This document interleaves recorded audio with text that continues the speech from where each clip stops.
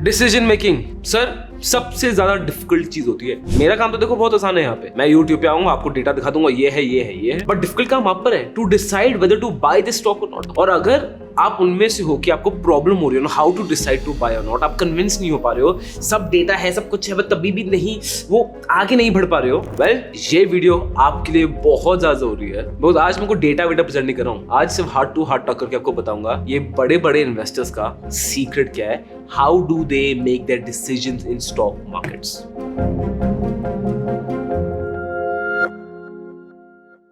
अब जैसे आपको पता है, देखो stock markets game of probability है और जितना आप रिसर्च करोगे, जितना आप डेटा पढ़ोगे, probability of you winning is higher, but इतना इजी नहीं है। अगर आपने रिसर्च की है, अगर आपने कुछ भी इकोनॉमी को पढ़ा है, ये क्या कर रहे हो आप, एक लॉजिकल एनालिसिस कर रहे हो। लॉजिक के हमेशा दो फ्रंट होते हैं, प्रो भी होता है कॉन भी होता है। That same statement can be put as a pro, that same statement can be put as a con। जैसे कि इकोनॉमी की बात करते हैं, डॉलर अप्रिशिएट कर रहा है, रुपये खत्म हो रहा है, हम क्या बोलेंगे, अरे भाई कौन है बर्बाद है, रुपये खत्म हो रहा है, हम तो खत्म हो गए, जो फैक्ट है, importers it's bad thing. But मैं बोलता हूँ for IT companies it is very good, export तो बहुत अच्छा है, India can become export economy. तो आप देख रहे हो दोनों चीजें। जैसे कि एक और चीज देते हैं, आरबीआई ने बैंक इंटरेस्ट रेट बढ़ा दिया। यू माइट से कि स्टॉक मार्केट लिए खराब है तो खराब है, बट मैं आपको 50 और रीजन दे दूंगा कि अच्छा क्यों। आप स्टॉक्स की बात कर लेते हैं, टाटा पावर रिसर्च कर लिया, आपको स्टॉक अच्छा लग रहा है, फिर डेट इक्विटी बहुत ज्यादा है, क्या करें, आपने ये कंपनी देखी, उस कंपनी में ये समझ नहीं आ रहा। हर चीज का प्रो एंड कॉन तो रहेगा ही रहेगा, ऐसा कुछ है ही नहीं कि आपको एक कंपनी मिल जाए जहां पे सब कुछ बढ़िया है। अब दिक्कत ये आती है जब ये प्रो और कॉन दिख रहा है सामने,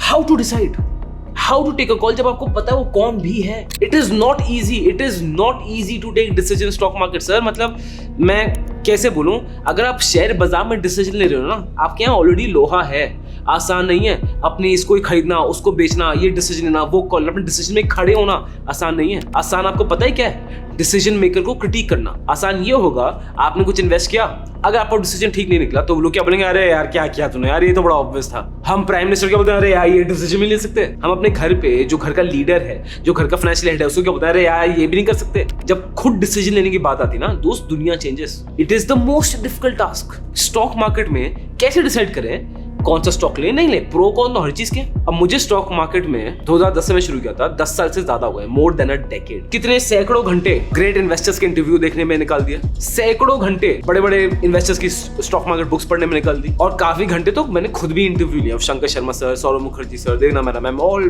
big people. You know what I have realised, ये बड़े investors how do they make that decision, because ज्ञान बांटना आसान है, मेरे लिए बड़ा आसान है, मैं यूट्यूब वीडियो बना दूंगा, डेटा प्रेजेंट कर दूंगा, आप डिसाइड करो क्या करें भाई। Do you know how great investors make that decision and over countless hours, ये मेरी खुद की रियलाइजेशन है। रियलाइजेशन ये है, every investor has a irrational belief जिसका कोई लॉजिक नहीं है। इसको ऑब्जर्व करो, every investor has a irrational belief। Logic आपको एक लेवल तक ले जाएगा, बट उसके आगे आपको डिसीजन लेना है ना, जो डिसीजन तक का रास्ता है वो आपको बिलीफ ले जाता है। Let me explain you watch any of Rakesh Jhunjhunwala's interview, आप देखोगे कि वो पूछना, अरे ये इंटरेस्ट रेट नीचे हो गया है, एंकर पूछेगा इस कंपनी का क्या, स्टॉक का तो टर्नओवर खराब हो गया है, इनका तो ERM सिस्टम खराब हो गया है, उसका तो डेट इक्विटी खराब है, इन्वेंट्री टर्नओवर खराब हो गया है। 50 क्वेश्चन एंकर राकेश झुंझुनवाला से पूछेगा। Majority of the interviews you will find Rakesh Jhunjhunwala पता है एंड में क्या बोलते हैं, I believe in India, I believe in the youth of this country, India will do well no matter what. Majority of his interviews he has said this, and ultimately वो इस पे boil down कर जाता है अगर interview उनको बहुत press करता है तो। इससे मुझे दिखता है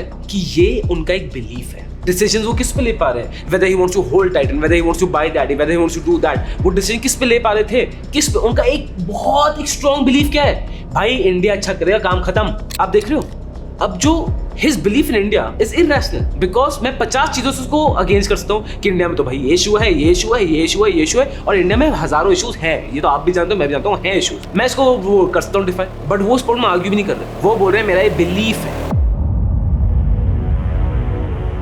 Every investor takes his decision on an irrational belief। Logic से आप रिसर्च एक लेवल तक कर लोगे, उसके आगे जो डिसीजन लोगे ना वो बिलीफ ही करवाएगा। वॉरेन बफेट की बात करते हैं, उनका बिलीफ क्या है? वॉरेन बफेट का सिंपल बिलीफ ये है that future generations will lead a better life. इसका मतलब क्या है? That future generations they will consume more. अब घर रोटी कपड़ा तो बेचने नहीं है, अब तो you need a phone, you need a decent phone, आपको गाड़ी चाहिए, आपको एटलीस्ट 6 पेयर ऑफ क्लोथ्स चाहिए, इंटरनेट चाहिए। तो जैसे हम बड़े हो रहे हैं we will keep on consuming more, जो फैक्ट है। जो आपके पेरेंट्स भी बोलते होंगे बचपन में हमारे पास कुछ नहीं था और तुम्हारे पास वो कितना है, उल्टा आप भी अब देखिए आजकल के बच्चों को बोलते होगे हमारे पास कुछ नहीं था तुम्हारे पास इतना है। Because future generations will always consume more, they consume more, companies का फायदा स्टॉक्स ऊपर। वॉरेन बफेट का core belief, you watch his interviews, यही है। मैं पीटर लिंच की बात करता हूँ। पीटर लिंच का कोर बिलीफ क्या है? Only invest in those companies जिन कंपनीज में आप उनकी प्रोडक्ट्स खुद यूज करते हो। ये जो लॉजिक है पीटर लिंच का, आई कैन डिफाई इट। मैं बोल दूंगा ठीक है सर, आपने एफएमसीजी के प्रोडक्ट्स यूज कर लिए खुद, बहुत अच्छी बात है। ब्रिटानिया के बिस्किट खा लिया, डाबर का खा लिया, अच्छा आपने ट्राई कर लिया। आप मुझे एलएनटी के इंफ्रास्ट्रक्चर प्रोजेक्ट से ट्राई करोगे, टाटा पावर के आप रिन्यूएबल एनर्जी के projects, how can you try them? अब logically you can compute, but वो उनका एक इरैशनल बिलीफ है and he is taking decision on that. Ultimate जो डिसीजन आएगा वो आपके इरैशनल बिलीफ पे आएगा।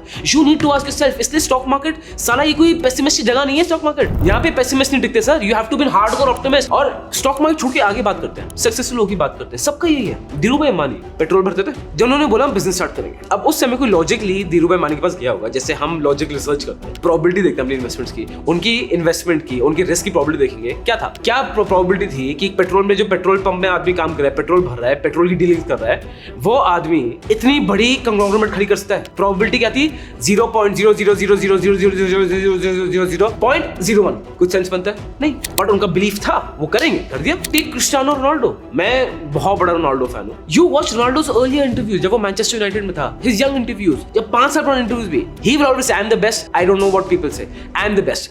In my mind, I'm always the best. I don't care what the people thinking, what they say. In my mind, not just this year, but always, I'm always the best. उसका ही वो belief set है यार, and he is taking his decisions on that. इसका मतलब क्या किया? आप बस I am the best हो, बस वही करके बैठ जाओ? नहीं, it has to be backed up by something. मैं स्टॉक मार्केट से दोबारा आ रहा हूँ, आपको रिसर्च तो करनी ही पड़ेगी, उसका कोई शॉर्टकट नहीं है और बहुत मजेदार रिसर्च। पर जो फाइनल कॉल होगा for you to decide whether you want to stick long term with that stock और नॉट, वो आपके इरैशनल बिलीफ से ही आएगा, वो लॉजिक से नहीं आता। लॉजिकल यूनिटी की दृष्टि पर आगे इरैशनल बिलीफ है। आप पूछोगे गोला तुम्हारा क्या है? मैं आपको बताऊं, जो अगर अपना कंटेंट दिख रहा हो, पता है मेरा इरैशनल बिलीफ क्या है। Personally speaking, I will reach the top 50 investor of the world. मैं Rakesh Jamwal, Charlie Munger, Warren Buffett, Peter Lynch के साथ एक गोयला का नाम भी आएगा। कल को कोई 100 साल बाद कोई यूट्यूब वीडियो बना रहा होगा ऑन स्टॉक मार्केट्स, वो गोयला का कोट भी लेगा। This is my belief. चाहे आपको जितना भी इरैशनल बोल दो कि भाई तू मिडिल क्लास परिवार से है, तू तो रेंट के घर पे रह रहा है। आप मेरी सिचुएशन देखो तो मेरे पास ट्रेडिशनल फैमिली से कोई पैसा नहीं है।